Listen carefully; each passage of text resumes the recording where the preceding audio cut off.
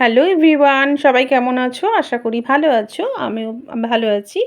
তো আজকে ছিল শনিবার আর সকালবেলায় বাজার হয়ে গেছিল পটল, তারপরে খারকন পাতা, কুমড়ো অনেক কিছুই বাজার করে নিয়ে এসেছিল। আর দেখো এটা ছিল কিন্তু গাছের, এটা কিন্তু কেনা হয়নি, দিয়েছিল পিউ। ওরই বাড়ির গাছের এঁচোড় আর কতগুলো আম দেওয়া হয়েছিল, ভাগ করে নেব আমার যা আর আমি মিলে। আর রান্না বসিয়ে আসলে আমার দিয়েছিলাম, বাড়িতে এসছো না? করছিলাম পটল দিয়ে সোয়াবিন দিয়ে তরকারি। আর তার মধ্যে যেহেতু এঁচোড়টা নিয়ে এসেছিলো, ভাবলাম একটু এক ফালি মতো এঁচোড় কেটে এর মধ্যে দিয়ে দেখি নিরামিষে কেমন লাগে। তো সিদ্ধ করে নিয়েছিলাম প্রেশার কুকারে, একটু আদা বাটা দেবো, জিরে বাটা দেবো, দিয়ে রান্নাটা করব। কোনো দিন করিনি এইভাবে, দেখা যাক না কেমন হয় খেতে। তো রান্নাটা তো করছিলাম আর ভাবছিলাম কেমন হবে জানি না, তবে কিন্তু ভালো হয়েছিল।